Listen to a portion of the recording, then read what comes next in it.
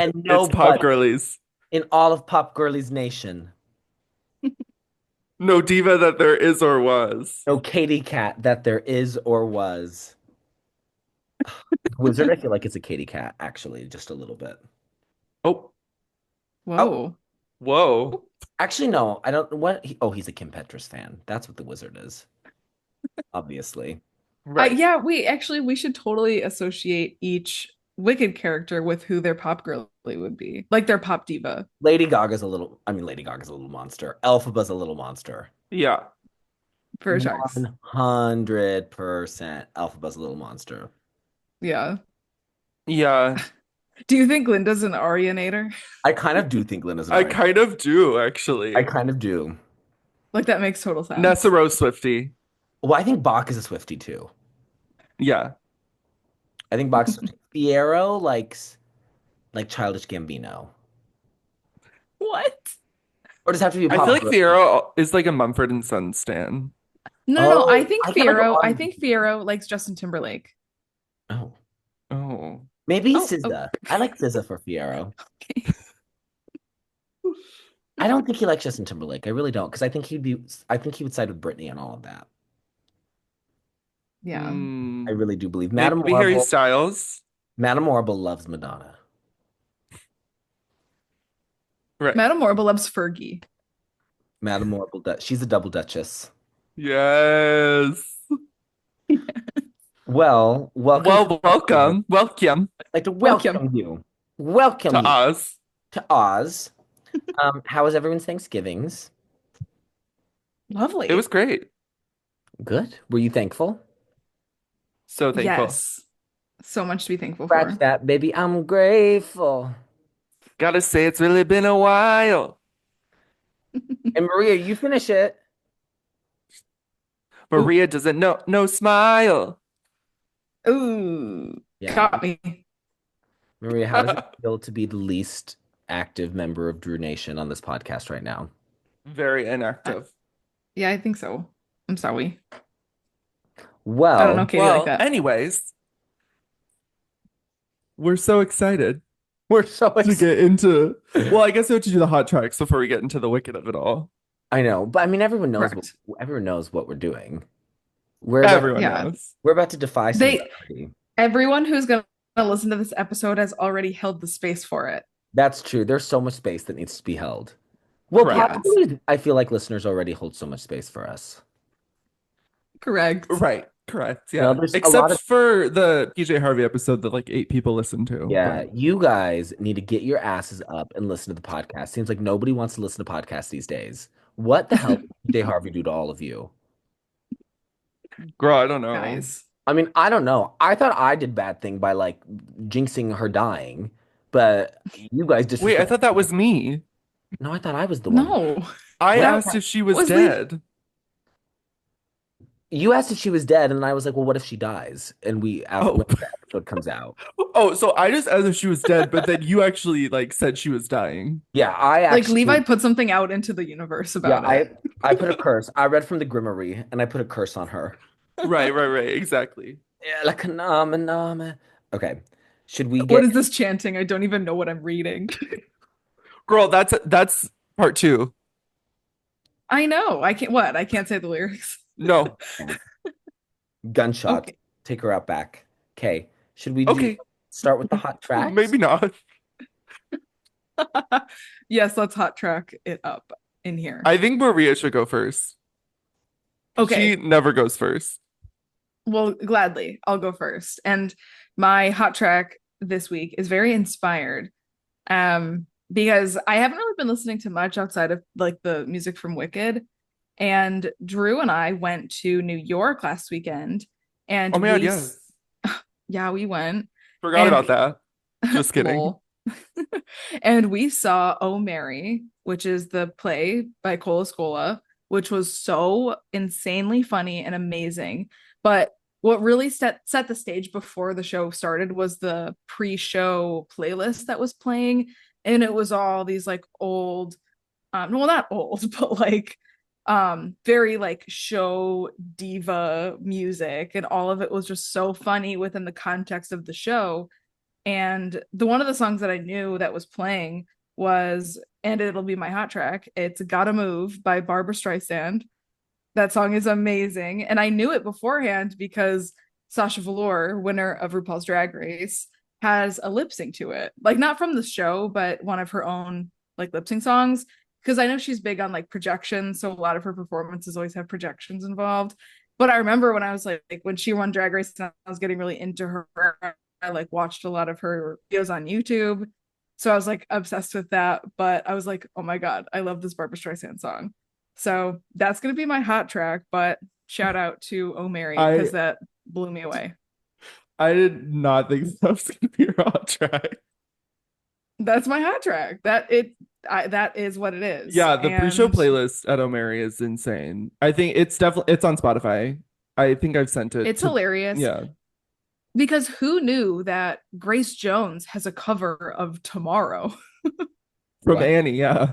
from Annie? Also, the one that I think the funniest one is the one that we walked into. It was a Patti LuPone mashup of let me see. It was It's so Latin funny. from Manhattan and I Got Rhythm. And it's That a is live funny. rendition of it. So It funny. it was so bonkers. Yeah, O'Mary is everything. Yeah, it's the moment. Yeah. Slay. Cool. Well, Drew, what's yours? My hot track is also in the musical theater canon. Um, and I think both of you could probably guess what it is.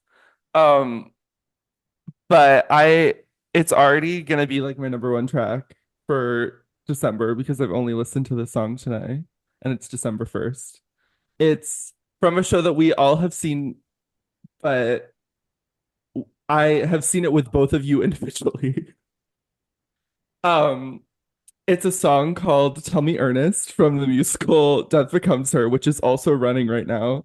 They released like four songs uh from the show, and Tell Me Ernest is the recording of it is even better than like watching it live or any of that. It's a song that Megan Hilty sings in the show. So yeah, that's my hot track. It's so good. And yeah, it's everything. Easily was my favorite number when we left. Death Becomes Really? What We Saw. Yeah, I think It's it's literally the insane. funniest thing.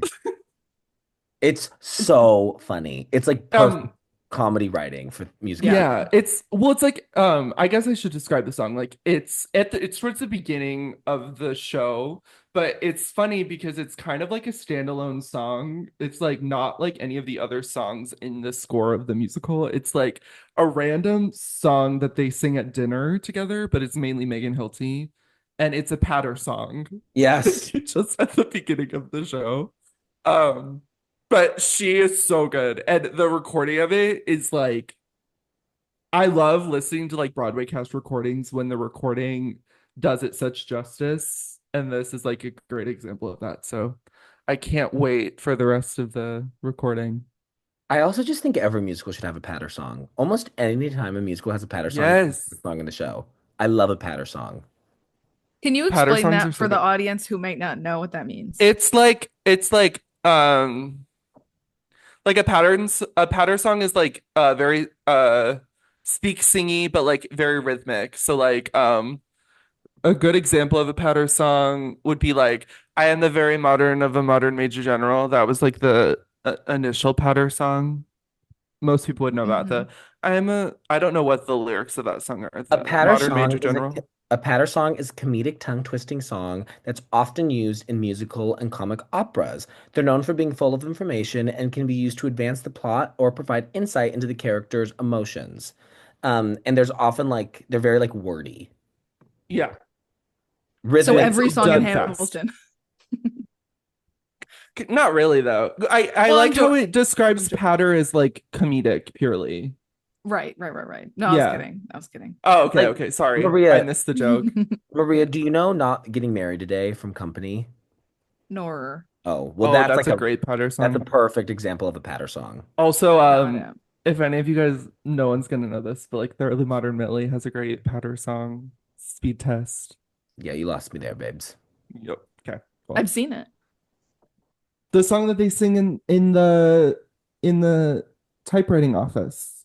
Oh, Oh, yeah, yeah, okay. yeah, yeah, yeah, yeah, yeah, yeah, yeah, yeah. You got trouble. That's one from Music Man. You got Great. trouble. Right Got down the trouble river. here. You got big, big trouble. Yeah, that's one. Yeah, patter songs are great. Love a patter song. Love. Yeah. So yeah, Okay, it's I want to know like when the last musical on Broadway had a patter song. well, it should be That everyone. wasn't a revival, obviously, because I Literally feel like every this is musical is made bringing better patter with a songs patter back. song. Patter songs improve a musical so much. Yeah. And it's cool that the patter song in Death Becomes Her is like the single. Yes, it's very cool. But yeah, Yes. Okay, is it my hot Levi. track time? cool. Levi. I'm going in a very different direction than the two of you because I've been in a big Lana mood the last um Oh, few girl, we days. know. And I knew that it was going to be a Lana song, and it's honestly like I've just kind of been shuffling through them as the days have gone on about which one I would pick for my hot track. And the last 24 hours, I have been like infected with White Dress from Chemtrails Over the Country Club. I'm So just good. I'm down at the Men of Down Music at the business. mini And music business conference. that song takes me to a dimension that has never been accessed before by a human. I remember like 2 years ago, we were talking about like Lana albums and like how I wasn't vibing with them. And I was like, yeah, and I hate that Chemtrails one. And then you were like, but White Dress. And I was like, wait, which song is White Dress? And I think we literally recited the entire song of White Dress from memory. Like I didn't realize that that was a song that was on Chemtrails. White Dress is so Chemtrails. I'm having kind of a come around in Chemtrails. Like it's definitely not my favorite Lana album. I think it's one of her weaker ones, if not my least favorite. But there really is still like it's still a Lana album. There's still so much like I love that. I love the title track. I love Tulsa Jesus Freak. I love the Joni Mitchell cover for Free. I love Wild at Heart because I love it when she's just like, I'm just so crazy and like, I'm just like so different, but I'm wild and I can't be tamed. I'm so crazy. I've been listening a lot to, Did You Know There's a Tunnel Under Ocean Boulevard? And Sweet isn't one of my favorite songs, but there's this line on Sweet that I think is one of the funniest things in the world. And she goes, if you want a basic bitch, go to the Beverly Center and find her. Like, I just love it when she's like, I'm just so different and I'm crazy and Is no one can Sweet the understand. song?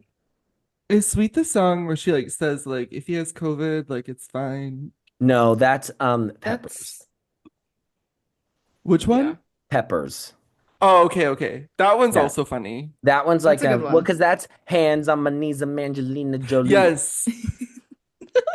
Yeah, Song's and it's like awesome. it's like me and my boyfriend have been kissing, so if he tests positive for COVID, it doesn't matter because whatever he has, I have.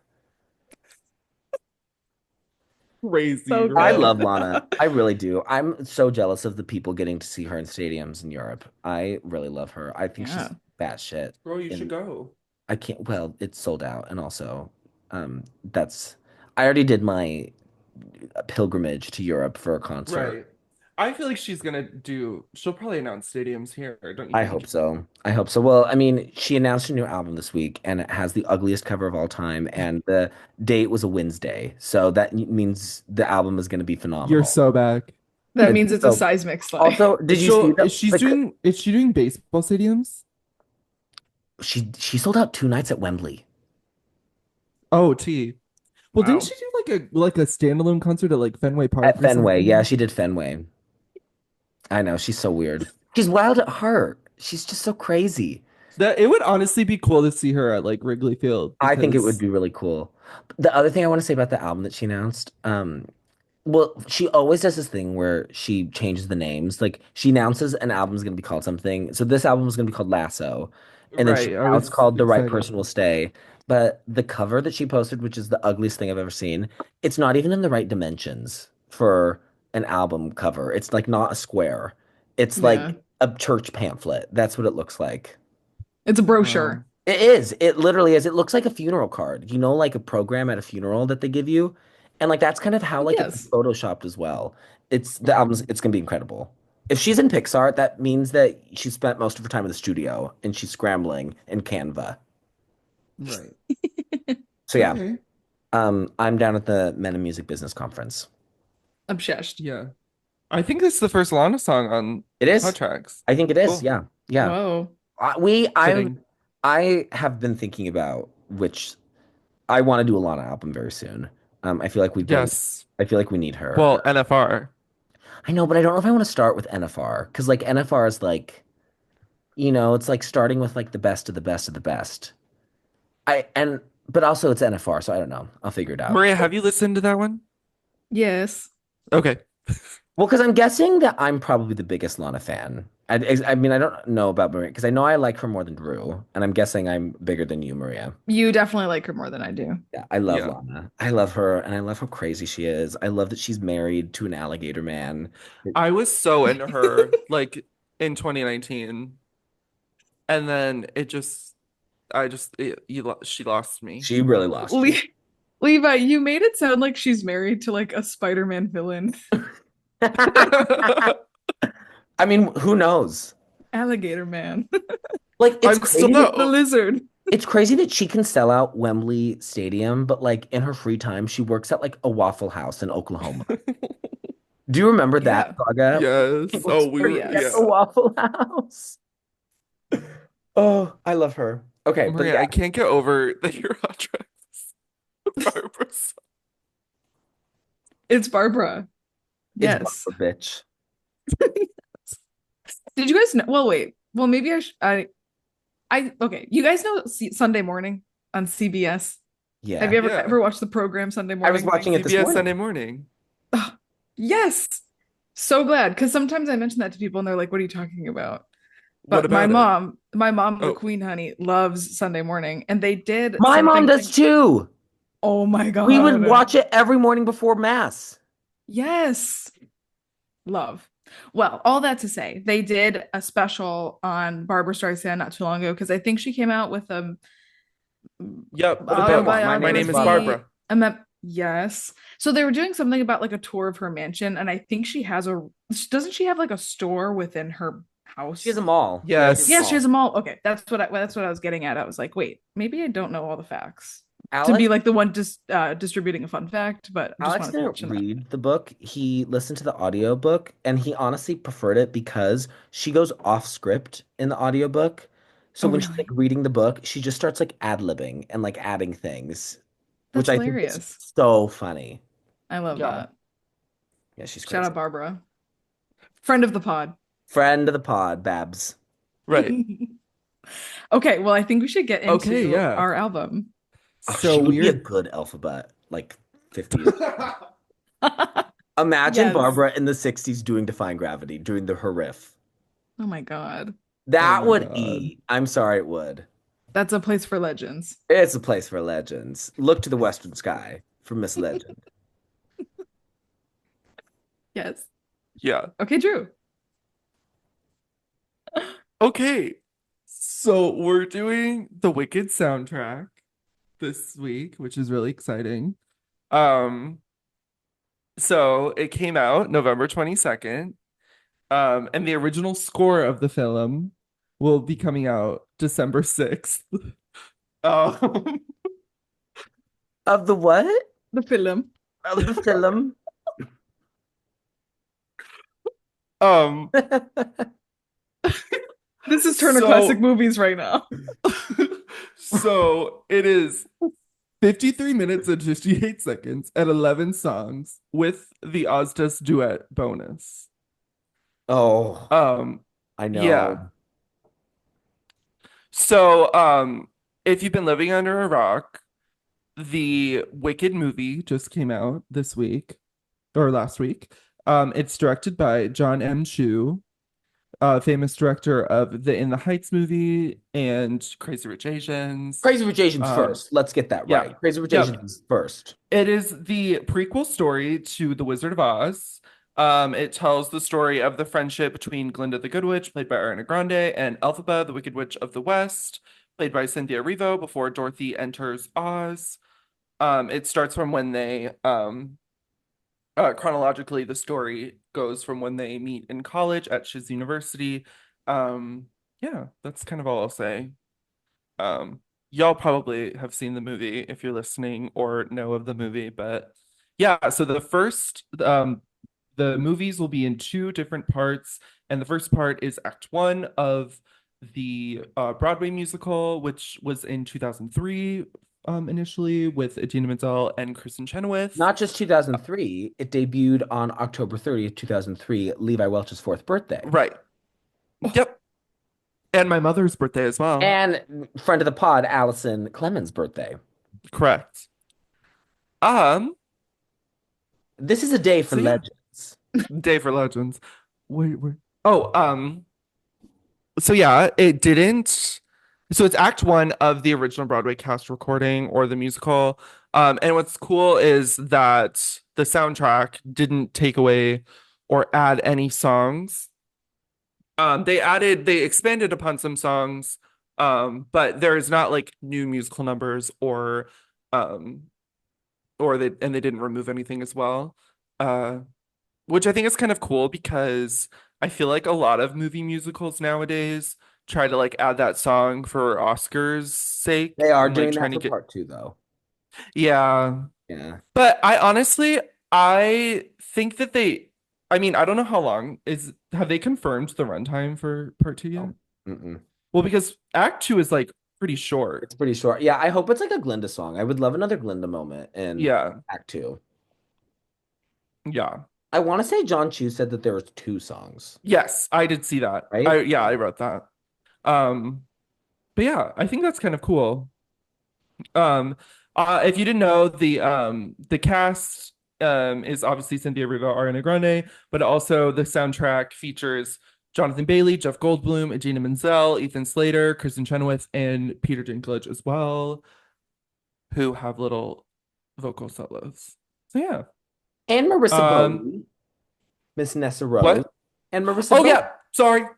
And Marissa, what's her name? I'm sorry. Bodie. Marissa Bodie, Queen, Nessa. Queen. Um, Yeah. And another thing is both Cynthia and Ariana are vocal producers on the soundtrack, which is kind of cool. Um, Wow. yeah. We don't sorry, I'm not gonna say that. It's the biggest debut for any soundtrack on Billboard 200 this decade. It debuted at number two with 139,000 units. Pretty Wow. good. Yeah. Yeah. And there's also like cool album variants too. It's released through Republic. So there's like Alphaba and Glinda. Like you can get like either vinyl. There's like a pink and a green, and then there's also like this like box set with like all of this merch in it for like $500. I was looking at the Republic website. Um, yeah, that's honestly all I want to say about it.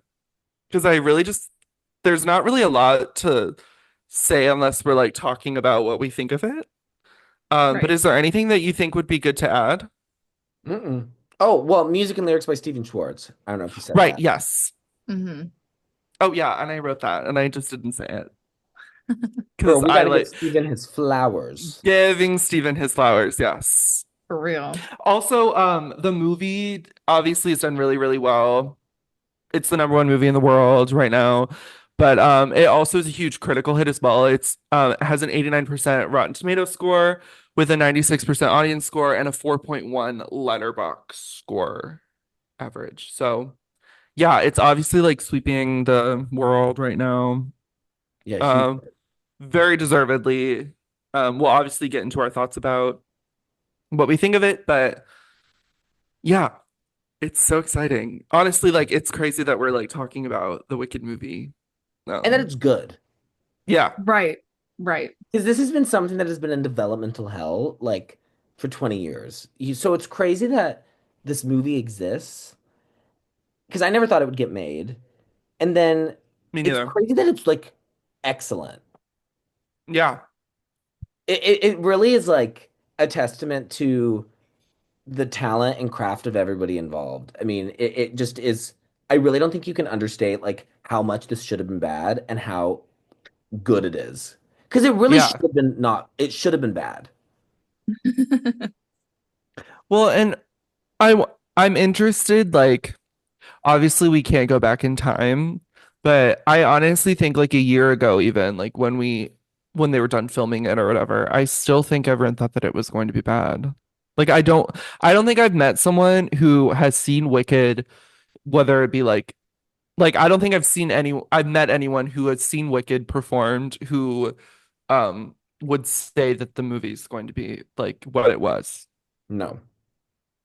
Mm-mm. Well, and Yeah, then the I feel like trailers really lost me. The trailers really lost me for a while. Yeah. uh-huh. Yeah, and I feel like even before any of the trailers came out, like when we just had like still photos and stuff, I was like I would see it and then not really digest it fully because I'm like I really don't want to have any preconceived notions about how good or bad this movie might be leading up to it because it's just like the love and appreciation for the source material of the musical. It's just obviously so beloved. And like I feel like anyone who's seen it, especially at a younger age, has such a strong attachment to it. So I was just like, I can't, I'm not gonna let myself build this up or like tear it down in my head before I even see the film in its own entirety, you know? Yeah, Yeah. So yeah. And like Levi, you know, like you said, the fact that it's amazing is pretty astounding. it's So crazy. Yeah. yeah. Okay, Drew, It's how do insane. you want to start? Um uh Maria, you can just I guess start with your feedback. Right. So are we really just starting with like our thoughts about the I mean, soundtrack I think itself or the it's movie? obviously the episode is for the soundtrack. Right. Um, because we're pop girlies, we talk about music. But I mean, I think it's impossible to kind of To like completely talk about it separate it without from the talking film. about we've all seen the movie. Yeah. Right. Right. So yeah. I mean, Okay. I wouldn't go into detail about like specific shots of the movie that you like, but like obviously we have to talk about the movie. Yeah.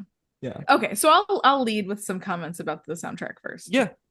Um, but I'll say just to get started because I saw Wicked for the first time when I was 11, I think. Because we went as a trip for my choir in the sixth grade, and then we went again when I was in the eighth grade. If you're curious, in the seventh grade, we saw Jekyll and Hyde Oh, flop. with Well, Constantine no, she saw the Maroulis. Chicago production. No, I saw the Chicago production of Wicked in the eighth grade, but we saw Jekyll and Hyde in Detroit, and that was where Constantine Maroulis was in it. Wait, they did a tour because they opened that production in Chicago, I think. The Jekyll and Hyde with Oh, Constantine. really? Wait, I Yeah. thought wait, that's crazy. Wait, okay, I'm sorry. I Tangent. swear I'm like fairly certain we saw it in Detroit, but that I just wanted to give some lore there to our Yeah. middle school theater shows. But yeah, saw it for the first time when I was 11. And yeah, just instantly kind of fostered my musical theater uh just affinity because that was also the first year I was actually doing musical theater myself because my mom found a theater summer theater program that my school district did every summer. So that was like the first year I did theater or paid attention to it in any sort of regard, really. And then saw Wicked. And I think that was the same year I saw Hair, or maybe that was the year after. So it was just like very much getting immersed in, you know, all of this culture. So it was like super cool to have Wicked be like one of the first things I really like experienced for musical theater. Um, but yeah, so I was, you know, obviously I saw the movie, listening to all the new songs from the songs from the new soundtrack. And then last night, actually, I went back and listened to the entirety of the original Broadway cast recording because I haven't done that in at least 10 years.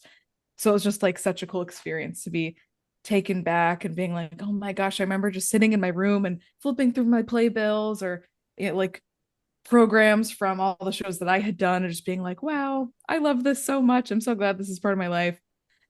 So yeah, it was just kind of like special to go back and listen to it all. But the soundtrack, like all of the new renditions of the songs, I think are spectacular. There's very few moments where I'm like, wow, like so and so that's in the role now, like it really brought it down or whatever. Like there wasn't really any moments where I was like, huh. doesn't really compare to the original. I think all of these new songs sound completely separate from the original recordings. There's nothing that Agreed. makes me like really even want to compare them because obviously it's all the same songs, but they sound very unique from each other, which I think is really cool. Well, I think a big Kind part of of that go, is the new orchestrations that they did for the yeah. film, which Yeah, I yeah, definitely think helps exactly. that. And kind Yeah. of going off of that, Maria, like talking about how no one in the cast is like a dud or like just completely sucks.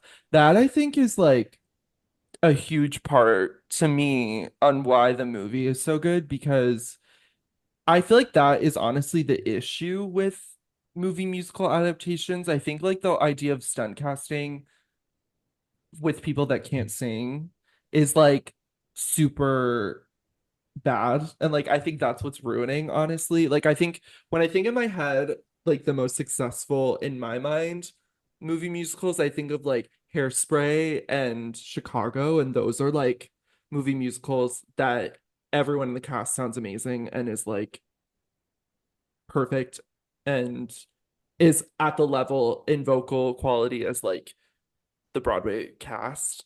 And I think that I like that you touched on that because I think that is like the main success of why the soundtrack is so great and why the movie's so good. So, yeah. Yeah. Yeah, totally. Yeah, I think the new orchestrations and all, it gives everything like a different life. I wouldn't say a new life because I feel like that would imply that the old soundtrack needs reviving, you know? And I don't Mhm. think there's anything in it that feels dated or that it needed like a facelift in any sort of way. But I think the new renditions are all very cool. I think everything has sort of like a more sparkly, glittery kind of quality to it. Like it has, I think, more of that kind of uh like quality to it. I don't know. But yeah, everyone sounds great. I just want to say I think we are very blessed to be on this earth at the same time as Cynthia Erivo's professional career because she is one of the most incredible vocalists probably on planet Earth right now. Like she's just so stunning. If whenever I'm like scrolling through TikTok and I see just any sort of video of her performing, I always have to stop and watch the whole thing because she's so incredible. I feel like the first like major thing I saw her in was the movie called Bad Times at the El Royale.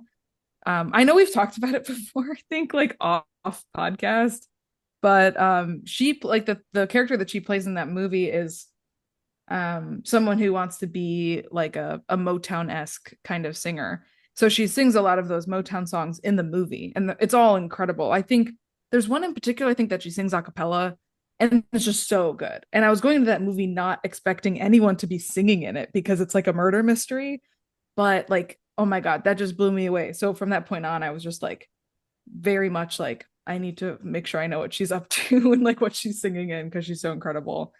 So I'm just very excited that she's Elphaba, and I'm so excited for part two because I'll just say it now. No Good Deed is my favorite song in Wicked. And I am not ready to hear her sing that because I think it's just going to be like out of this world incredible. So I'm so excited for that. I think Ariana Grande is so great as Galinda. I think what she did with the role is super cool, and just a lot of her vocal inflections that she chose to do while singing is just so interesting that I'm like, I just want to hear more of her talking and more of her singing because the way that she really transformed her voice is just like so cool. So I really enjoyed hearing her perform. And I had no idea that Jonathan Bailey could sing. I had no idea at all.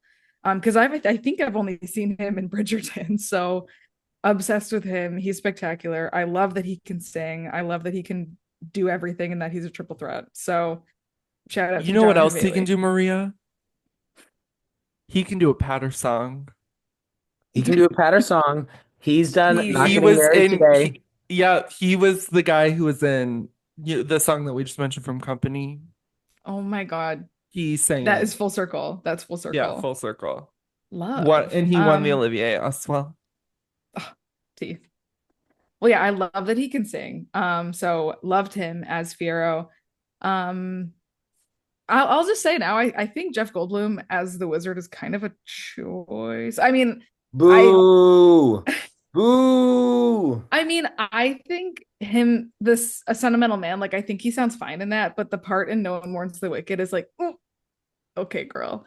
Oh, I liked that. I Wait, thought I kind of thought you he didn't ate up. like that? I thought he ate up Joel Grey, to be honest with you, in that part. Oh wow. It was just really I mean, I auto-tuney wouldn't for say he me. I'm somewhere in between you both, but I thought it was good.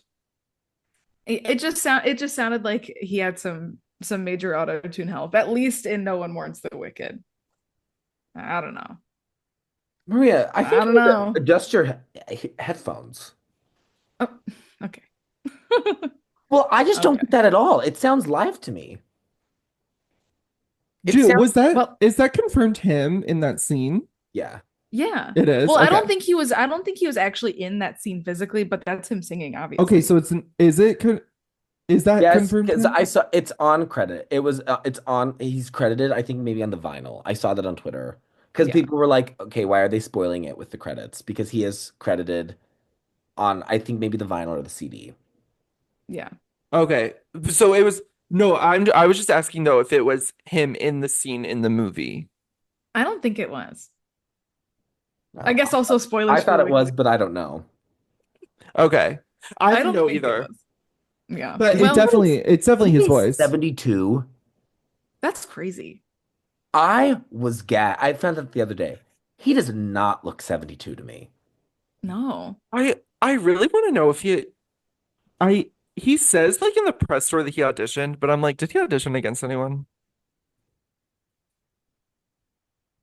Do we Imagine what think Um, Paul Giamatti could have done in this role. wait, that would have been I know. I saw I love Jeff Gold. I think he's phenomenal in the movie. I think he's I a thought he was great, but I'm just kind of wondering like did John Chu just was he just like, oh well Jeff Goldblum will be playing the wizard. like he did with Michelle, Yeah. another powerhouse vocalist. Michelle tried her darndest, but Madame Marble doesn't need to be a vocalist. Yeah. Another thing right. I do think that Miss Michelle, she, I don't think she sang live. I think she was the only person in the movie that didn't sing live. Oh, really? Yeah. I could see some like vocal manipulation there. Like she doesn't sound organic the way that everyone else does. Yeah, But I Well, don't think she was singing. so isn't the live album though, it's a mix of live vocals and studio recordings, Yeah, right? I mean, they made a huge deal about how all of the singing in the movie was done live for the most part.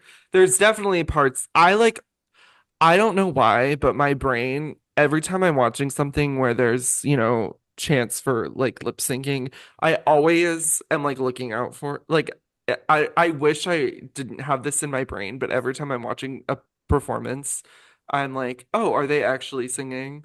There's definitely parts in Dancing Through Life where I'm like, oh yeah, this is definitely not him singing. But for the most part, I think he was Jonathan Bailey sang everything.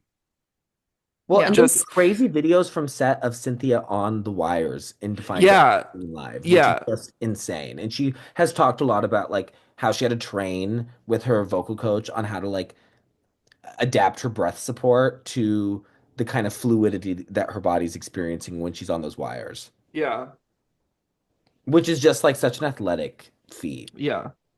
She's also like such a crazy good athlete too. Like I remember when she was doing Yes. Color Purple, she was running like half marathons and then doing the two shows a day. She ran a full marathon Yeah, on a two-show she day. it was a half marathon. No, I saw that it was a full marathon. I'm pretty sure it was a half.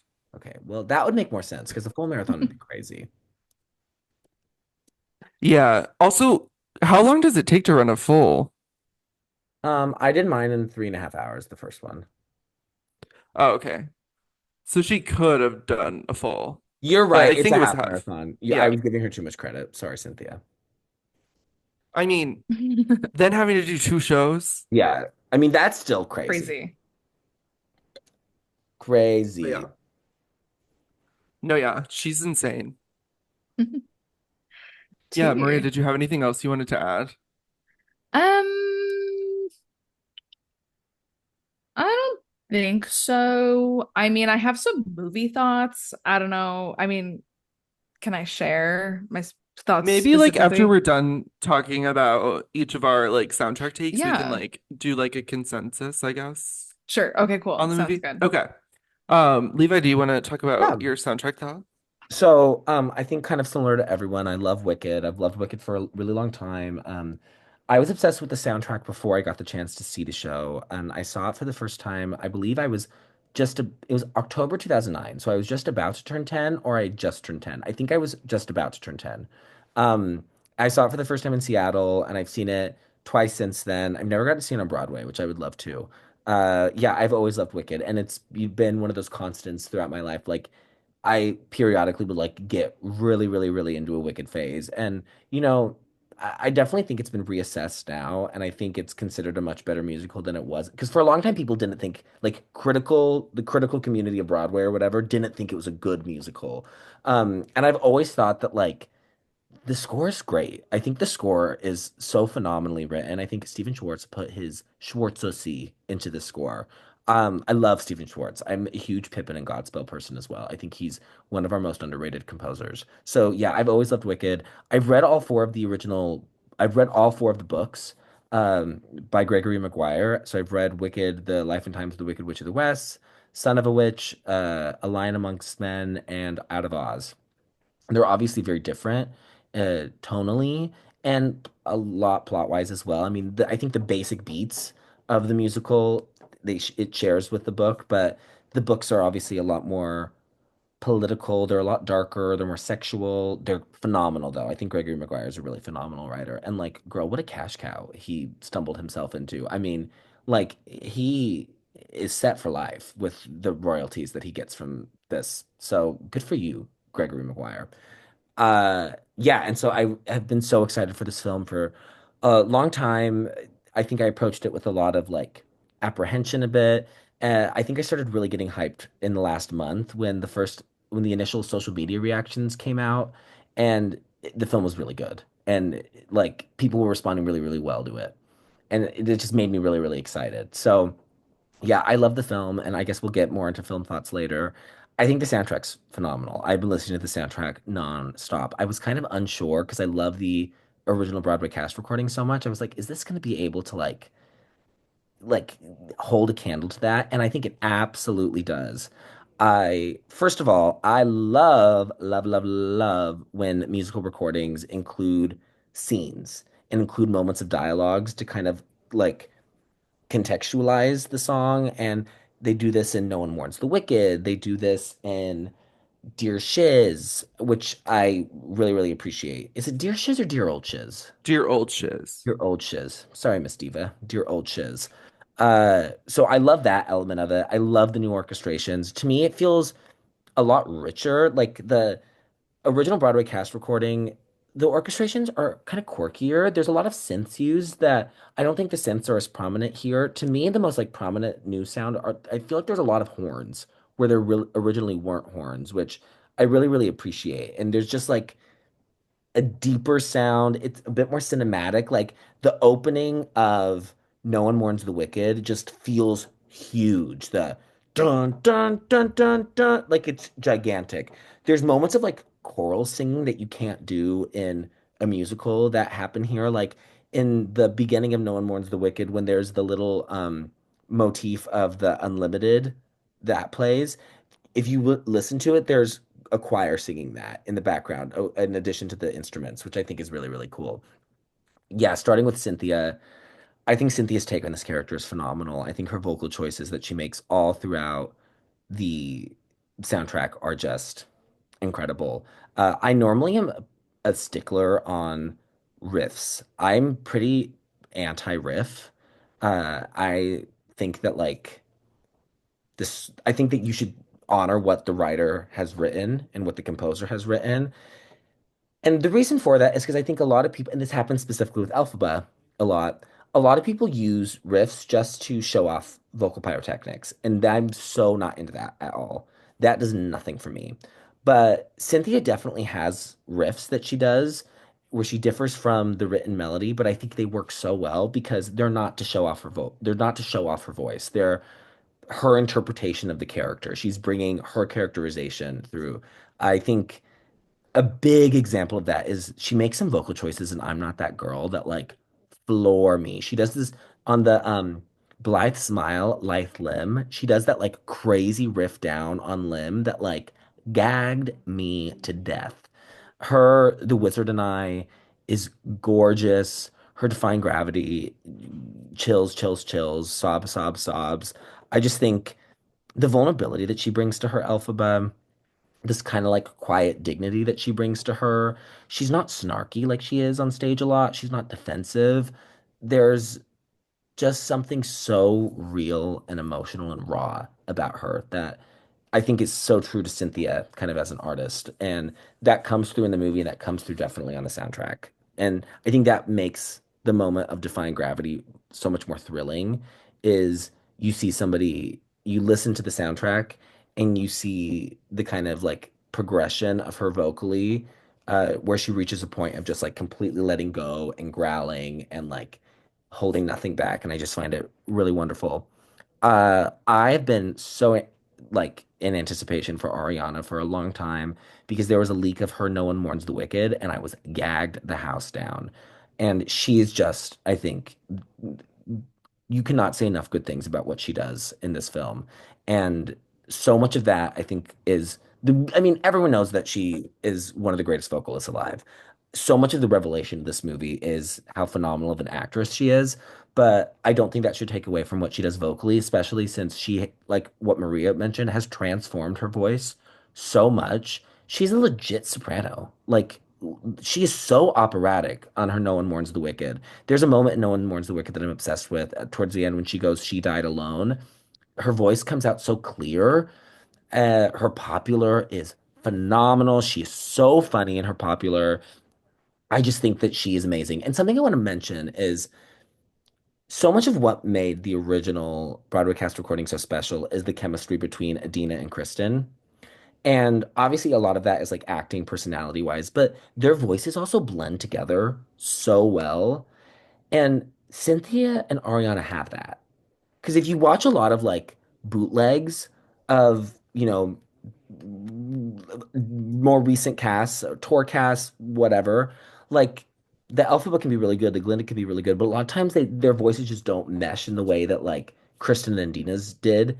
And Cynthia and Ariana have that. Like there are moments listening to the original broadcast recording where I can't tell who's who. And I have moments like that on here as well. And to me, that's like, okay, that's how you know that this is working because their chemistry should be off the walls, and it really, really is. Something else I want to say is kind of going back to Elphaba. My pet peeve about Elphaba is I don't think you shouldn't just cast a belter. She has to sound like she's a witch. Because so much of what makes Adina's performance special and other, wonderful Elphabas that have played her is she sounds weird. She sounds otherworldly. Like Adina opens her mouth and you're like, oh, she's a witch. And a lot of times people play her and like they sound great and they can belt to the rafters, but they don't sound like they're witches. And to me, Cynthia has that. Cynthia has that like very unique vocal tone that is so distinctive that can't really be compared to anything else. Like she has such a unique vocal presence. She sounds like a witch. It's like, yeah, no wonder why everyone thinks she's crazy and like thinks she's, this different creature. I want to echo what Maria said about Jonathan Bailey. Jonathan Bailey's the hottest man alive. Jonathan Bailey. If you are free on Thursday, I am free on Thursday. If you would like to hang out, Jonathan Bailey. Yeah, I mean, like drooling the entire time during Dancing Through Life, and he sounds so good. Yeah, and I love Jeff Goldblum. I thought Jeff Goldblum was great. I am support of Jeff Goldblum. Miss Marissa as Nessa Rose, I think I prefer the work on the original broadcast recording vocally. Um, Ethan Slater sounded great. Yeah, I think that's what I have to say. See? Cool. Um, yeah, okay, I guess I'll go into my thoughts. Um, I kind of just like echo both of what you guys said. I love the soundtrack. Wicked was also it was the first like professional theater show that I had seen. I remember it was October 4th. I'm looking at my calendar now because it was the first Saturday in October of 2008. It was Oh, October 4th, wow. 2008 Whoa. was the first time I saw Wicked. Helena Yorkie was my Glinda. She's now in the other two. And the If you other guys watch two, that. that's Yeah, awesome. and Marcy Dodd was my Elphaba. They were great. Um, so yeah, it was like a huge moment for me. Um, yeah, just like huge for me and for it like set up my whole life as like a theater kid. So yeah, I and it was also I grew up like in middle school and high school as a huge Arianator. So yeah, I was like a huge Arianator until I think like after the Thank You Next Sweetener era was kind of where I was no longer like a huge Arianator. Still absolutely love her, but she just wasn't like my end all be all. So it was really cool kind of Drew, getting Drew, weren't we together when Thank You Next came out? Like when she dropped it, we were yes, in my we dorm were room. together and I was like peeing my pants. Yeah. I'll never forget that. Yeah, that was crazy. Um, yeah, so it was like crazy for me watching this. I was so excited. I was a little bit dreadful, like until kind of what Levi was saying, until those like initial reviews when everyone was saying that how good it was. Um, but yeah, I the soundtrack is so amazing. I kind of love like the whole you guys said like dramatic it sounds. I also was getting that from like the orchestrations. It just sounds like a lot more fuller. Which is Hmm. something that like I don't even necessarily know if I prefer because like it's something in the Broadway cast recording where like it I they did something with that Broadway cast recording that was like it sounds like you're it sounds like you're sitting and watching it being done live. It sounds like a live cast recording almost to It's a me. great cast recording. Yeah, it's insane. And I think like it's one of those things where I was a little nervous about going in, you know, because you almost have to like surrender yourself to the soundtrack recording if you want to think that it's good. Because I mean, for us and for like our generation who've grown up with the original Broadway cast, it's like that was everything that was like how we were exposed to it. But I love how I'm kind of able to like listen to both of them still. Um, which I did not think that was going to happen. I thought I would just go back to the original Broadway cast recording and have the movie soundtrack as like something fun that I probably listen to like once or twice in the future. But I know I listen to both of them still since the movie came out. Um, yeah, I am so impressed with Cynthia Erivo. Like she's like, I- it's like there's no words for her. Like literally. I saw her in The Color Purple when I was like 16, I think. Um, And it was the first time I was at a show where there was a standing ovation, like not at the end of the show, like in mid show. Yeah, she was insane. Um, so yeah, I'm so glad that this is like another moment for her. Um, I I love her. I'm not that girl as well. Um, I was watching an interview. I don't know what interview it was where she was talking about.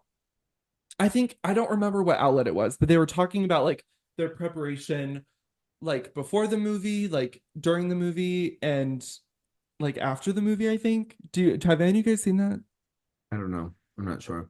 Um, but everyone in the cast was kind of talking about how they prepped for the audition and then how they prepped for the movie and then like how they managed their vocal quality during and everything. And Cynthia's was the most interesting to me because she was talking about how she prepped her like riffs, like what Levi was talking about.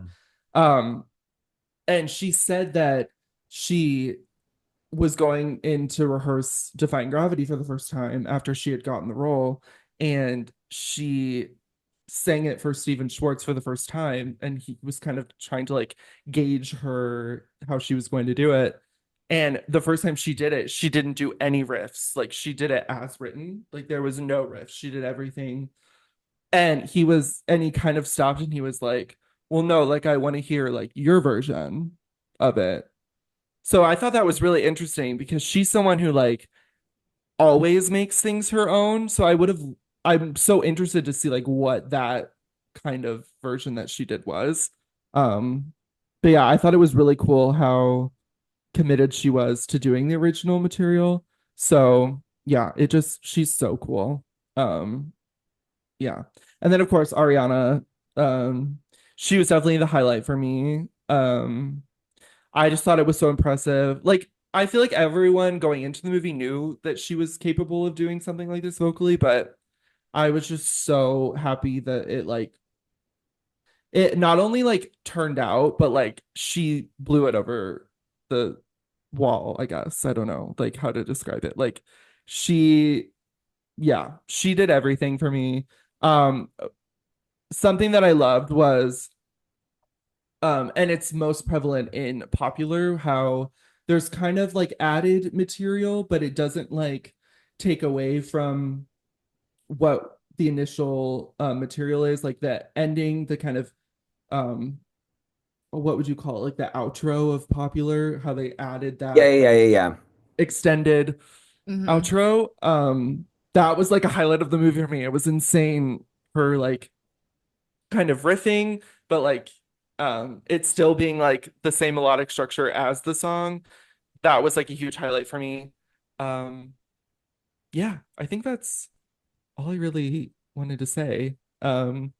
So yeah, if we wanted to like I guess like is there anything in the movie that we wanted to like bring up to like kind of discuss all three of us together or how are we feeling?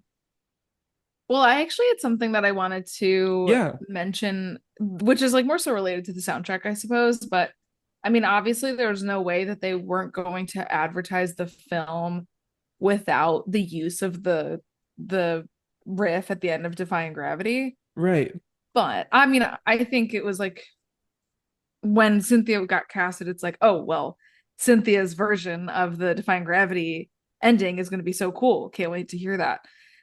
So like obviously they're going to use it in promotional material, but in a perfect world, I wish in the theater watching the movie was the first time we Yeah. got to experience her version of the riff.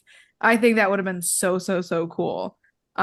Cuz like even now like going into the movie cuz like she does it in the Target commercial that we've all seen a trillion times. And now that's been like memed like crazy and on TikTok it's been slowed down so much. So it's like so silly goofy. So it's like I Yeah, had a hard time taking it seriously a little bit in the movie, which like is no fault of the movies. It's like the internet's right. fault. But I wish that that was saved. But like in no world would that have been saved because that's a huge marketing move. Can I So say something on that though? yeah. Because so the first time that I think I'd heard it, and I think most of the world heard it, was that like toy microphone getting Yeah. bought or whatever. Is Yeah. that the first time you guys heard it too? Yeah. And the parts of Popular, right? Were leaked through the doll. Yeah, or Yeah. something. Yeah. But that version was different than what was done in the movie because I got so pissed because the uh the and nobody in all of Oz, the and nobody was sang and she did it like an octave higher than the song. And I was like, oh Jesus, like why did she have to go in and fuck this up for me? Like, because I love how at the end she like does all this belting and then she like takes it back down and does like the spoken and then builds it back up to the war cry. Yeah. And that like ruined it for me. I was like, this is gonna be so fucking annoying. I'm gonna like I was in my seat watching the movie. I was like, I'm gonna hate this. But she didn't do it in the movie. She did the spoken thing, and I was like, Yeah. And she does an Yeah. amazing spoken. yes, and I levitated. Oh, and So it was nobody. yes. It's so good. Something else I want to I say. also Oh, oh no, go ahead, Levi. Sorry. well, just about the war cry is I saw a clip of her episode on Las Culturistas when she was talking about specifically the preparation for figuring out what her war cry would sound like, and she talked about how, and I kind of alluded to it a bit when I was talking about my take on the soundtrack, but her and John Chu wanted it to be this huge release and they wanted it to sound super guttural because she said that she wanted the rest of the film to have a very clean, clear tone, something that like is maybe like more typical like Cynthia Erivo. And then the kind of catharsis of the war cry moment, she wanted it to be this like super intense, guttural, visceral thing. And you can definitely hear that in the way that she growls it. Totally. And she said that she like workshopped a lot of different versions of what her war cry would be. And then when she finally did what ended up being her war cry, everybody was just like, "Oh yeah, that's it." Yeah, Yeah. that's so cool. I would argue I think it's the best war cry. It's great So good. I don't know if I have because an it opinion does on feel who's like a the war best. cry. Because like I mean, so often on Broadway, it just feels like, "Oh, that's an amazing riff," but like this feels like it's a war Yeah. cry. It has a Battle lot for of Your Life, intention behind Babylon. it. Yeah, it's. I mean, it's intense. It is guttural. It really Yeah. is. And I also don't think it strays too far from the original. No, And it's just that slightly was different. something that I was a little worried about just because I know that she does like to do a lot of riffs. But I didn't find anything that she did to be too far from the original Agreed. at Agreed. And all. honestly, anytime she did a riff, I like the her riff and I'm Not That Girl is canon Lyle. for me. That is canon. Stephen Schwartz, change the music right now. Sheet music Yeah. gone. That's canon. That's how it is. Her No Good Deed is about to like Oh my God. Perno Gadidas. I'm gonna say it though. I don't think we're talking enough about her, The Wizard and I. The Wizard and I I was is it's just so gonna why I good. have, mention that. that's the Her reason why riff I have at a the buzz end of cut. Wizard and I, It so she good. tore off my hair. It is the Wizard and I is so. Oh my God. And I think the way that they stage that whole number is amazing. So good. And the way she's like so good at this is something that Ariana I think is really good at in her like pop music, but she has such a good voice, but she's so good at saving it and building it so that you get the full impact of it. Like, and that's Wizard and I is such a great example of that. Like the end of it is so good. Like Hmm. you get like the full satisfaction of her belting. Um, yeah, I love it. Like to when she's running, because Yes, in the she field. takes a lot of the song as written. I don't think she does a lot of different riffs in Wizard and I, Not right? really. Mm-mm. And she even takes that last note as the same too, but the way she like paces her vocals in it, I thought was like She does a little so riff on the impressive. last because Yeah, it's she not does a like little it, one of Yeah, she does a it. little riff. yeah. Yeah. Oh, we're dissecting riffs right now. Oh, this is what we were made for. I also think too, so like obviously the part one of the movie itself is longer than the production, like the stage production. Yeah, But I'll say I don't nothing felt too long and I didn't feel like anything was getting dragged out for too long, agreed. which I Agreed. think is a huge strength. Because at first I was like, why on earth is this two movies?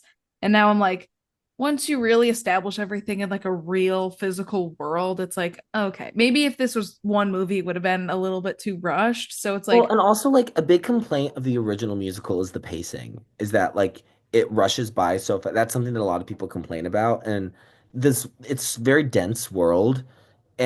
and I think it allowed the plot a little bit more room to breathe. And the nice thing is since it's already in a two-act structure, like each act has a three-act structure. You know, each act has a beginning, middle, and an end. So Hmm. it was kind of already, it feels like a natural translation. When something that's Yeah. so great about Wicked too is that the second act picks up far like I Exactly. it's not really like immediately after It's years later. Defying Yeah. Gravity. Yeah. Yeah. Yeah. And Yeah. it picks up with my favorite song. Yes. I didn't know that. Oh my God.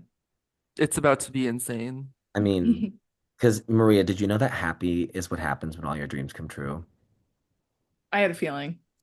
There are bridges you cross you didn't know you crossed until you crossed. Oh my Where God. is his Nobel? Poetry. Literally. Well, it's something I saw an interview with Stephen Schwartz that I thought was interesting, where he was like speaking about the extended unlimited part before the very end of Defying Oh Gravity yeah, that yeah, they yeah. added, where he was like, if I had thought of this back then, it would have been in the show. I saw him say the same thing about the popular outro. Yes. Yeah. So I think that's so cool. I mean, like obviously he was going to be heavily involved in the production of the film, but I think it's cool that like the things that have been added are at a very high intent level where it's not like, Totally. well, we got to add some stuff on, we got to bulk up the runtime, so let's just add a couple measures to this and that. So I think it's cool that everything obviously is So very intense. intentional. You can tell this movie was made by people who love the story Yeah.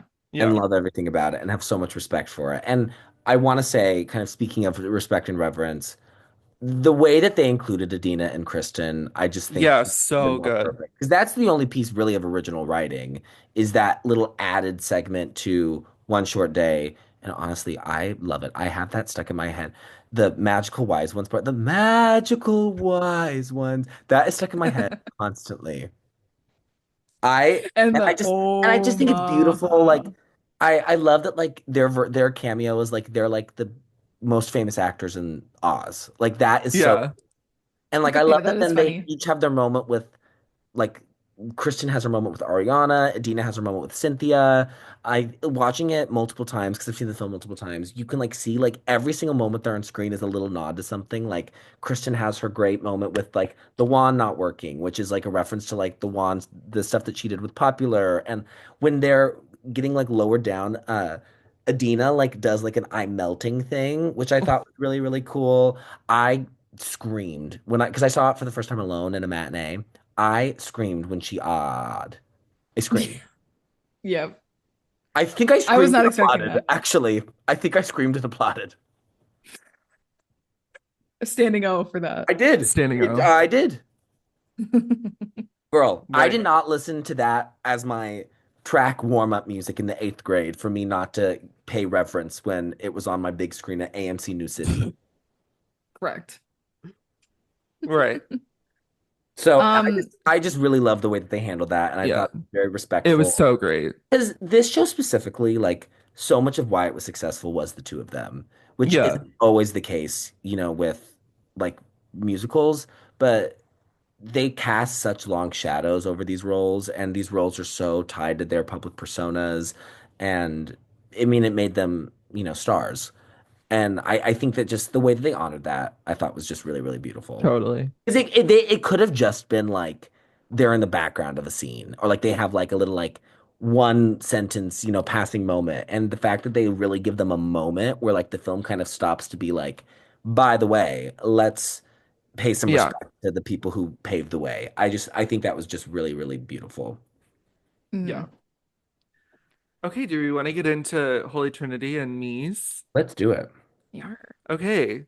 Let's just do them both at the same time because I think we'll all probably have the same me. Oh, Maybe not. Okay. Oh. Well, let's just still do them both at the same time. okay. Levi, you can go first. Which one do you want first? No, like do like like in order. You can do your me first. Me first, and then Trinity. Yeah. Okay. My me is Daryl Chiz. And if you guys are coming for something bad, I know everybody fucking hates something bad, and I don't get it. I love something bad, and the something bad in the movie made me cry. It really did. And so if you guys, my God, stupid Dr. Dilliman in the movie, I can't even think about him without crying. Peter Dinklage needs some kind of recognition. And just the fact that he's a goat, like he's an actual goat, and he's such a cute goat. Oh, but yeah, Daryl Chiz. I mean, because it's just like it's nothing wrong with Yeah. it. It sounds good. Um, it's just, it's just so tiny. That Uh, Ariana riff though, that sets it apart from being my me.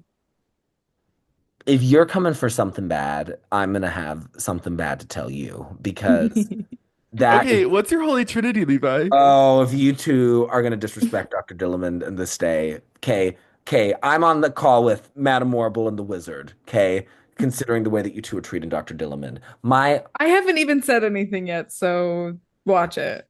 My Holy Trinity. My number three is Popular. It wouldn't have been popular just from seeing the film the first time. Her popular really clicked for me when I saw the film a second time. It's so, so, so good. And to me, like the visuals really like make the vocal performance stand out even more because she's doing so much comedy with her voice, but she's also doing so much comedy physically. But I mean, yeah, it's an iconic song, and I think she absolutely 1000% crushed it. I love the extended thing that they added for her. I think her vocal choices throughout are wonderful. I love the way that she like differentiates herself from Kristen's version. I love the little change that they did with Don't Make Me Laugh. The original goes, they were popular, please. And I love that they changed it to they were alphabet saying popular. And Ariana has What? that the way she says Yeah. right is hysterical. It makes me laugh every time I hear it. So that's my number three. My number two is The Wizard and I. It's one of my favorite songs. I think it's a perfect I Want song. And I love the choice that Cynthia made, the way that she chose to sing it. So often that song is sung like exuberantly throughout the entire song. And I love that she really kind of what Drew mentioned, she really built and she sings the beginning with so much vulnerability and innocence. And then it makes that last verse when she's really going for it and she really releases her voice so much more impactful. And then I think kind of like the all too well of this is Define Gravity. Like it just they Define Gravity is just that song and they nailed it. Like they Yeah. Cynthia and Ariana. I mean, Ariana is great in it as well, but like it's Elphaba's moment, and she nails that last verse, and that's all that you can really ask for with Define Gravity. She completely 1000% crushes it. So yeah, that's my top three, my me. Like, Maria. third, my me is I was trying to think of something funny and I couldn't think of anything. But it's not something bad. It's a Good. sentimental Mine's not man. either. Oh, Is okay. your what? Sorry, what'd you say? A sentimental man. Okay, that's mine too.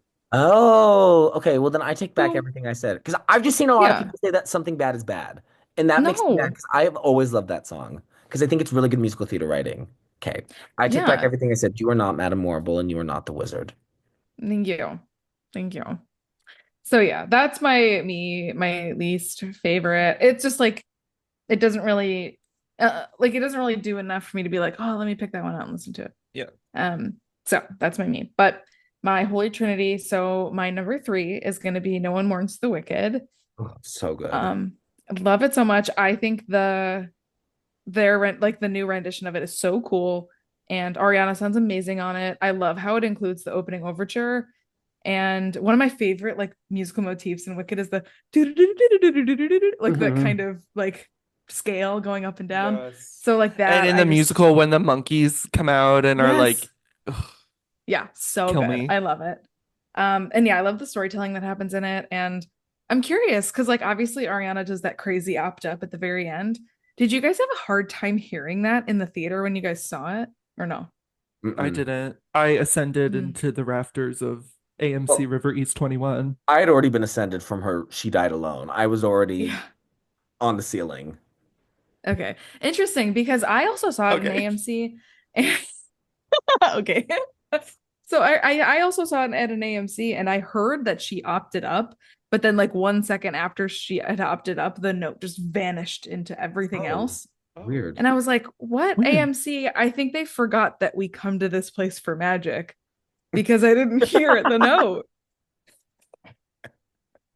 Where find the note? I didn't hear it. So That was good. That was that. so that was crazy. So but love that song so much. So huge fan. Number two is gonna be Dancing Through Life because I love that song so much. I love the original so much because that song, and I mean, like obviously the lyrics are very like, oh, I'm carefree, I'm this and that, nothing matters. But I think the way that the music, like the melody is written, is like a real physical manifestation of like, I'm just a carefree person and I'm gonna live my life and have a good time. So I just love that song so much. And obviously so much storytelling happens in that song too. The storytelling in that song is amazing. And the Jonathan Ariana little duet at the end. Yes. So Girl. good. So yeah, love Dancing Through Life so much. And then obviously number one's gonna be Defying Gravity. I mean literally in the theater when she starts with the something has changed within me, just involuntary tears coming from my eyes. Like I wasn't even like, oh, like my lips starting to quiver, I'm starting to cry. It was just like I'm crying. I before I knew it, I was already crying. Because it's like, it's just it is so impactful, and I think Cynthia sings it with such a new level of sincerity Yeah. that I think, and not that it's not present in Adina's version, but it just feels a lot more tangible. I think the It's way that different. Cynthia performs it, It's very different. It's a different feel. very, yeah, It yeah, yeah. it's also hard because um we all have seen Cynthia act it, but when you're Yes. listening to the Adina version, you haven't sat and watched her perform it. Hmm. Yeah. Yeah. Yeah, That's fair. it's That's super hard. fair. Yeah, Yeah. But yeah, that's a because great you point. feel the magic when you're watching it. You can see her performing it when you're listening to it. And Yeah. like, yeah, Yeah. And even like if you were seeing Wicked performed in front of you, it's like you're not so up close where you can see every little nuanced detail of someone's yeah, facial expression, you That's know? what like elevates it. The way they Yeah. look at each other when they both realize that like they're not going out together. Like the little wink that Cynthia gives Oh, Ariana. Oh my God. yeah. It's just devastating. Yeah. Oh my gosh. So yeah, Defying Gravity, and obviously Ariana's so great in it, and her performance too is just spectacular because she's so emotional. And I feel like when you are watching her perform that, you can like see that it's her obviously as Glinda because she so becomes the character. But I feel like you can also see a bit of Ariana in that performance, especially in Defying Gravity too, because we I think know as the general populace how much Wicked means to her as a person. So it's like yeah. that is also just so impactful to like see how she manifested this for herself, and obviously it means so much to her, so cool. But yeah, that's my me and my holy trinity. So Drew, what's yours? Yeah. My me is also a sentimental man. Um, because I think something bad. It something bad's probably my least favorite on the original Broadway cast recording, but the way that they did it in the movie was so freaking cool. That's with all the Um, animals. I love that we see it's them all so moving. insane how much better it is in the Also, movie. growing apart, I get a chill when the like all the animals sing together. Something bad is happening. I literally just got Yes. chills thinking about it. It's insane. So yeah, no, definitely not something that definitely a sentimental man. I honestly think I prefer the Joel Grey sentimental man over the movie. So yeah. Fair. So my number three and my holy trinity is popular. I kind of talked about how much I love that outro. Yeah, something that I love about Ariana's performance is in the vocals, I get a lot of the Kristen Chenoweth isms. She definitely pays a lot of homage to her in the songs. I don't get it a lot from the acting, which I think is exactly what I would prefer. Like Yeah. her how she pays homage to the original. Because it's like Kristen Chenoweth, like I would say more so than Adina, like paved the way for how all of the future Glindas would sing this Yeah. the part of Glinda. So I think that's just really cool. My number two is actually Defying Gravity. Girl, that's cuckoo. Yeah, for Oh all the my same reasons god. that you said, but my number one is No One Mourns.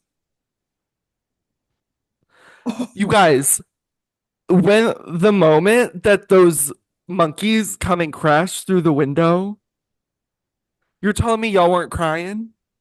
I mean, I was, but it's defying gravity, mama. Wow. I I'm shook just Pop Girlies shocked. Nation. I thought that like that was a universally agreed upon thing that like defying gravity is the only thing. No, for me it's Ariana in the Died Alone, and I mean, don't use that against me. You know how I I'm feel using about it that. against you. Don't use it And against me. her burning, like them adding what they added to the the movie, like her burning the little sculpture thing. Crazy. Y'all weren't shook at that, or Oh, girl, I was shook, but it's defying gravity. Girl, she's right, defying gravity. right. No, I yeah, Something has it's changed within her. I'd Good sooner news. buy Defying Gravity. I will say though, I think No One Mourns the Wicked for me hits so much harder in the film because you get those subtle moments from Glinda that you can't on stage. Oh, Because you can't have a close up of someone's face on stage. But being able to like have a close up of Ariana's face and what she does acting wise, like having to hold in all of her grief that everybody is like celebrating the death of her best and only friend is yeah. just And it comes out in how she sings it too, which is yes, like something that it also is she not died done. alone. The I didn't And even the what the words were and because like Kristen loved and the her part depiction. in the part where she opts up at the end, Yes, that's like her war cry. yes, it is. Oh, girl, you've thought about this. Oh, Oh, I thought. thesis. I'm still think you're a little cuckoo And cuckoo. we're gonna get that finale in part two. And I'm telling you, the finale's probably gonna be my number one. That if your number one is the Wicked finale, It would be on brand. it would be because it'd be crazy. Yep. And I stand by it. I mean, okay, I think I know what all of our number ones will be actually. Yeah. Yours will be No Good Deed. Unless Cynthia flopped Tina's No Good Deed, which I Cynthia's not. think I would bet money that she won't. We would be living in the worst timeline if Cynthia Erivo bombed No Good Deed. Are you Yeah, if she kidding? puts more into I'm Not Something That Girl. something that I'm a little curious about is like the the part two songs seem very like theatrical in the sense that like they don't all take place in like specific places that are evident. Hmm. Right. And I'm just curious to like how they're gonna do it. Like I think it's gonna be very similar to like how they did like I'm Not That Girl, I guess. I have a vision of how they're going to do No Good Deed. I Oh, you have, do?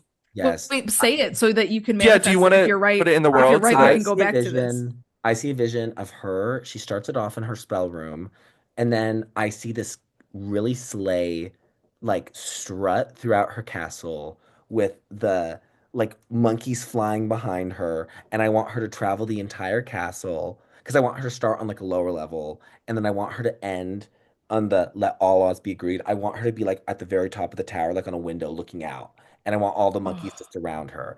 And then on the riff, on the No Good Deed Will I Do Again, Kate's close up. And then when she does again, all of Oz. the camera backs up, and then all the monkeys are flying all around. And it's like stormy and dark. That's what I want. Okay. That'd be whoa. slay. And I've thought that since I was directing the movie in my head when I was 12. Right. That's what it needs to be. Right. Do you Oh my okay, so God. now as long as they're mine, where is that? That has to be an enchanted forest because that has to be that has to be in a forest and it has to call back to the scene that they have together in part one. Yes. I think that's what it has to be. It has to be in the forest somewhere. In the show, are they like on a boat? I don't think it's really specified in the show. I think they're in like just the wilderness. Like I think they're just like Oh. out and about. I think I See, may be that's just the making thing things with up in my head because I was like, I know it's like a very misty, foggy situation. So maybe I was just like dreaming it up in my head that they were like on a little boat for some I reason. I think don't know. I mean, at least to me, I've seen Wicked like a few times, it's unclear. Got it. And I don't think it's unclear because it was like I don't think it's a negative thing that it's unclear. I think No, it it's just just is theatrical. It, Yeah, yeah. yeah, yeah, yeah. Yeah, it's just in a space. but I Yeah. don't think we're ready for Ariana Grande Butera's verse on Thank But Goodness. No, we're not ready. We're not ready for mm-mm. that. I can tell you that's going to be my number one, unless she botches it, which I know she's not going to. No. Especially I'm because afraid. Brooklyn of Glinda, I think, is going to like really rest on that. Because to me, that is like the most important song for Glinda. Thank goodness. I Yeah. think that is like the most representative of her character. Totes. I'm afraid I might like pass out during As Long as You're Mine and then not get to experience No Good Deed. Go to the bathroom. Yeah, go to the bathroom, girl. You can't miss your no good deed. You can't miss No Good Deed. Honestly, I think I might miss As Long as You're Mine because I think I'm going to be passed out from Ariana Grande's I'm Not That Girl reprise. Yeah, that's so gonna be where she's in The Bride. Yes, it's a well, did you hear that? I saw an interview with Bowen where he like alluded to that being like his Yeah, favorite from part two. yeah. Oh my gosh. Because she does the note so good, apparently. Stop. Okay. Okay, Alrighty. Levi, what's next week? No, Wait, we no, have our we ratings. have to do the utensils. Right. Oh, we got to break out our utensils, Mama. We'll break them out. Well, Right. it drew Wait, can fork. I? Okay. Funny fork story. So Maria and I went to New York, as Pop Girlies know. And so it was Sunday. Maria went home and I had like the afternoon free. And I went to the Times Square Olive Garden, and I'm not ashamed of it. And the fork at Olive Garden looked exactly like the Wicked logo. And I Did you posted take it a on picture? Twitter. Yeah. You posted Oh on my Twitter God. and you texted it to us. And you asked, should I post this on Twitter? Oh, that's right. Oh my God. So my Olive Garden Times Square Drew Fork rating of the Wicked soundtrack is 9.5. 9.5. Okay, Maria Spoon. I'm gonna say 9. Also just want to say, obviously, I was home for Thanksgiving. On my mom's desk, she has just written on a sticky note, Drew Fork, Maria Spoon, and Levi Knife. You're joking. I'm dead serious. If you don't take a picture of that right now, I'm gonna die. I wish I'm not home anymore. Oh, why didn't you take a picture of it? I'll have the Queen Honey send a picture over. Well, yes. That Yeah. is so. I've been giving my mom so much crap because she hasn't listened to the PJ Harvey episode yet, and I keep telling her that like she's the reason why our podcast is gonna fail. It's all resting on Marianne's shoulders. Yeah, it is. Yes. Um, Okay, Levi. I'm gonna give it a 9.5 as well. That's where I was going at with it. T. Kind of going off that, do you think like it's gonna get Grammy love in like pop categories? I saw that they're campaigning it in pop duo to find I gravity. definitely see Defying Gravity getting. Yeah, I do They should do too. that. I honestly could see it winning Pop Duo. Same. Yeah. It so seems like something that they would do. Okay, so that means our average for the Wicked movie is 9.3. Boom. Slay. Okay, Levi, what's next week? So next week is going to be the week of the birthday. Uh, the week of the birthday. Uh-huh. Next week is Taylor Swift's birthday week. And I knew that it was going to be a Taylor album, and I didn't know which one it was going to be. And do you want to know what it really is going to be? It's going to be the episode's going to come straight from the Tortured Poets department. Mhm. Yes. And I need to put a caveat. I'm going to have none of you anthology conspiracy theorists in this next week's episode, okay? We are doing the standard edition. That is what our score is going to be based off. That's what our Holy Trinity and our Me is going to be based off of. If we want to reference the anthology, we can, I think, in our conversation. But I only want to shine a high, I only want to shine a light on the standard edition because to me that's what the Tortured Poets Department is. The anthology is, additional stuff to maybe provide context. I think they're essential, but it's not the story. The story is the first 16 tracks from Fortnite to Clairbow. So that is what we will be covering. There will be a lot to unpack. I cannot believe that we're going to have to talk about Maddie Healy as much as we're going to have to, but if that's what we have to do, that's what we have to do. So yeah, we will be coming at you live from the Tortured Poets department. So excited. From the desk of the tortured poets From the themselves. desk of the chairman. Yeah. Love. Amazing. Hey Yay. guys. All right, Pop Girlies. Cool. Well, Ah. I'm gonna go more in the Wicked. Oh God, Um, I have to go degreenify myself. That was and bad. I have to go Shanti. Girl, do a Girl. wicked one though too. I have to go be popular. Right. Shanti. Uh-huh. I have to go die alone. Oh no. No. That Don't sorry, say that. that didn't yeah, sorry. Well, Go but if dance you through did, life or something, girl. Go Yeah, dance yeah, through I life. have to go dance through life. if you did die alone, I would sing that at your funeral. I would do the cunty I'm thing. not dying alone. That was just the quote. Satire, satire, satire. Okay, bye, Pop Bye, Girlies. Pop All right, Girlies. bye, Shanti. Oh, don't end meeting. Stop recording. Shanti. Oh crap, I'm still on Zoom. Uh-oh, uh-oh.